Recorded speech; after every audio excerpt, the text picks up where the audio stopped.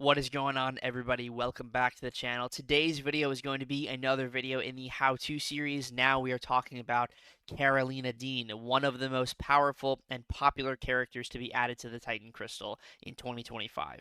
Let's get right into it. Karolina Dean is an exceptional attacker. There's not a lot of things that she can't handle. The only thing that you really don't want to be running into is Incinerate immunity, but if you have the Nico Minoru synergy, you can even get around that. So Karolina is fantastic. Let's go into a more vanilla matchup here and show off Karolina's base utility, and then we'll get into more specific matchups and how to effectively use her for like target matchups and stuff like that. Karolina has wonderful range. She works fantastic for short, medium, and long form content, and I guarantee that if you give her either some boosters or some additional synergy, she would be a fantastic option for potential Everest content as well. So, couple of things to note about Karolina. She has this mechanic called the sun, or sunshine. You want to follow the sun and stay in the sun. So you're going to see when I start this fight that a sunshine is going to drop from the top of the arena. That is your like key area to stay in. When you're in the sun, you build up these iridescence buffs and you get a power gain buff. So it's kind of like Hyperion-esque. When you're in the sun, you don't walk. You stand still in the sun, absorbing the power gain and getting the iridescence buffs. She can also parry non-contact attacks because she has an instinct buff. So Shuri, Zola, any champion with a non-contact attack, she has the ability to parry that and get an opening from the parry stun. So you're going to see that I'm going to follow the sunshine, and then once I'm in the sun, what I'm going to do is I'm going to combo the opponent until they're at the edge of the sun and charge my heavy. That places a passive stun on the opponent and allows me to stay in the sun and absorb the sunshine. So I'm going to do it again, charge my heavy. That gives me so much power. I'm going to go back into the sun, throw my special 2. I'm still in the sun, so I still have the power gain. I'm going to block Shuri's special 1. That's going to place energy vulnerabilities on Shuri. And now I'm going to go back into the sun for a special 1. And the fight is over. So Shuri does have a bit less health in general, but she is a little trickier to manage because of the non-contact hits. She handles that fight beautifully. So the ideal rotation with Karolina Dean is you follow the sun, you use your basic attacks while you're in the sun to hit the opponent. As long as you've used at least one basic while you're in the sun with the opponent, you can charge heavy, place a passive stun on the opponent to allow you to stay in the sun, stun the opponent so they can't move, and then you're getting all the iridescence buffs, you're getting the power gain. You want to have as many iridescence buffs as possible, because if we look at her kit here, the iridescence buffs,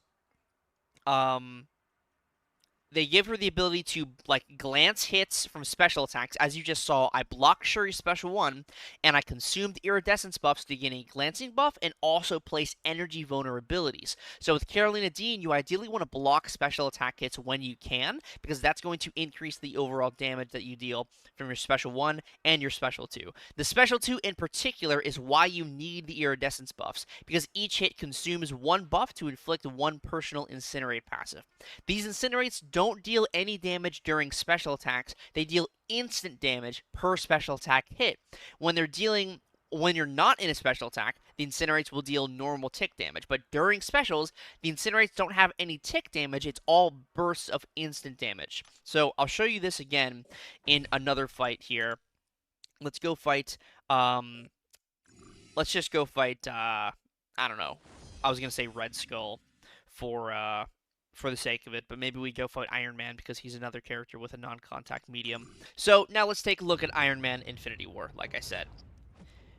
On basic blocked hits and or parries, you also consume an iridescence buff for the glancing, so you can absolutely build up to 6 by just taking blocked hits normally, although the ramp is significantly increased from special attack hits. Throw my special 2 while I'm in the sun, get the power gain. I'm just staying in the sun, going to block the special 2, or block the special 1 hits. I have all that power gain. Going to stun Iron Man, get my power gain from being in the sun. I have the power gain right back. I toss my special 2. The special 2 doesn't even finish its damage before Iron Man is gone. 33 seconds for that fight, and We even took some blocked hits from special attacks, and the glancing just does not care. Karolina Dean, man, she is quite ridiculous. Let's go fight Zola, and then let's just do some more generic matchups to show the rotation in its entirety.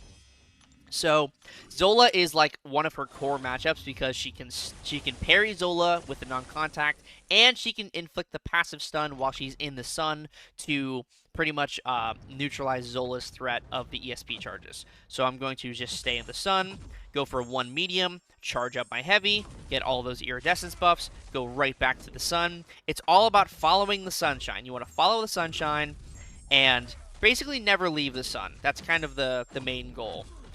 Throw the special 2 here. I'm going to stay in the sun. Zola's going to throw his special 1.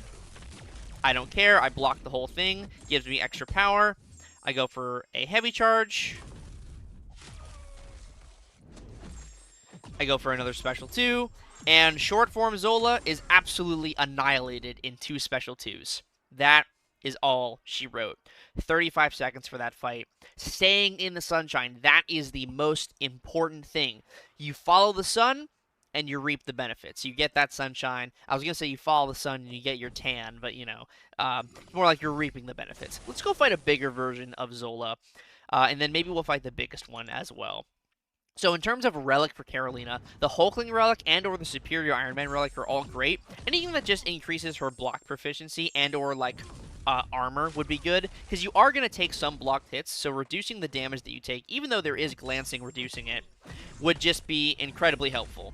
So we block Zola's special 1. We go for another heavy charge. You can also delay the first hit after your heavy attack and go for your special 2 by just trying to stay in the sun for as long as possible. Got a little clip there, that's totally fine. We're going to heavy charge, just get all that power gain. As you saw right there, I delayed after the first hit of my heavy attack. Gonna throw my special 1 here, and that's all she wrote for a bigger version of Zola. I did get clipped there, but even getting clipped, 96% health and 50 seconds against Zola. Let's go fight the biggest Zola, just sort of cap off the video here. Karolina Dean is incredibly powerful. I talked about the Relic, talk about stat focus now. Block proficiency, armor, special damage, crit. Any of those would be perfectly fine for Karolina. Just depends on what you like to run. I like to have her a little bit tankier with stat focus because all of the damage is really coming from the burst damage of the incinerates. So I like to run sort of more of the defensive ones. I am running special damage right now, but you can definitely run any combination of the 4 I mentioned, and you'd be totally fine. We're going to block the special 1 here. Blocking it in its entirety doesn't matter. We're going to go for a heavy knockdown. Dash back into the sun. Stay in the sun with the power gain. Block the special 1 again. I get more power even from just blocking the special 1 itself. I'm going to go for a quick knockdown here. Stay in the sun. There's 12 incinerates on Zola. Staying in the sun even more. Parry the special attack. Get the glancing. Get the power gain. Stay charging in the sun. Back up. Back into the sun. Right back to 12 incinerates. I'm going to go for a hard block here and go for a full combo into my special 1. And that's all she wrote for a bigger version of Zola. You can absolutely handle Zola of pretty much any variation with Karolina Dean. No problem. As long as you're following the sun, you're baiting the special 1. Even if you need to bait a special 2 in like an Alliance War situation, that's totally fine. You're going to take a little bit of that disintegration damage, but she's still going to have so much control. She can parry Zola for the knockdown, or she can go for the heavy attack knockdown from the stun from the sun. Stun from the sun. Follow me. Don't lose me. And she just has so much control. It's honestly ridiculous. So let's go do 1 or 2 more fights with Karolina, kind of leaving the tech class just to show how crazy she can be in general. Let's go over to skill for a second and fight a couple of characters that are very notorious skill defenders. We have Bullseye and we have Yelena Belova. So, Bullseye is a matchup that Karolina Dean can handle fairly well. Again, thanks to that glancing on blocking special attack hits. So, Bullseye in particular, you really want to prioritize finding the sun and staying in the sun. You do not ever want to leave the sun if you can avoid it. You want to stay as close to the sun as possible, staying in it to get all the power gain, because what you're going to do is essentially never let Bullseye throw a special attack if you're not prepared. So the sun is in front of me right now, so I can't get to it. But what I can do is throw my special 2, get all the incinerates. Now the sun is back here. I can bait Bullseye special 1. Just block all of it for the glancing. I have the power gain from the sun. Get the stun from being in the sun. Throw my special 2. And there you go. We baited 2 special 1s from Bullseye. Blocking them gives us the glancing, so that's reducing the damage and potentially reducing the ability accuracy so the bleed doesn't trigger. 48 seconds, 93% health. Karolina can handle Bullseye. You just have to play very conservatively, following the sun, barely hitting Bullseye, only pushing him over a bar of power when it's absolutely necessary, and just getting all that power gain to stay in the sun. Now, the last fight I will show for this video is Yelena. So Yelena is kind of similar. You're much more free to go for like your basic hits when fighting Yelena because there is no fear of an evade or anything like that until like later in the fight. So for short and medium form Yelena, and even probably longer form Yelena, like a boss in Alliance War, Karolina will be absolutely fine. So we're going to go for the heavy attack again, just charging the entire duration of the heavy, staying in the sun, going and finding the sunshine. Go for a light attack into the stun here. That's a quick tip. If the sun is about to expire, go for a light attack and go for your heavy charge. Now we throw our first special 2. We block the first hit of Yelena's special 2. No need to block the rest of it. We heavy charge again for the stun, getting all that extra power gain. Block the hit again. Throw my special 2 again.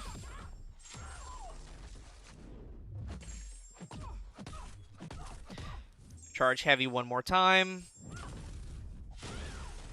Special 2. Throw my relic. And if I would have timed it better, I could have gotten her down in that special 2. Or if I had gotten a special 1, I would have killed her. But regardless, that's Yelena Belova with Karolina Dean in 57 seconds. You ideally would bait the special 2 there and then throw the special 2 and then the fight's over. So it might be a little bit longer, or depending on the placement of the sun and how close you can get to it, how quickly you can stay in the sun after it shows up. You might be able to be a little bit faster or maybe a little bit slower, just depends.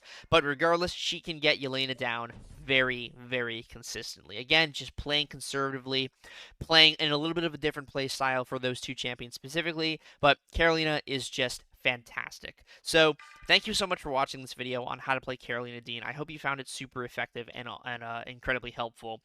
Let me know down in the comments below who else you'd like to see me make how-to videos on. I am working on a Cassandra Nova video, I'm working on a Count Nefaria video, and then at some point I will also be making a high evolutionary video. So those 3 are like in the works right now. They're going to happen down the line, so don't worry, you will see that content eventually. But regardless, thank you very much for watching. I really hope you enjoyed the video. If you did, please consider subscribing to the channel and also hitting that like button. I would really appreciate it.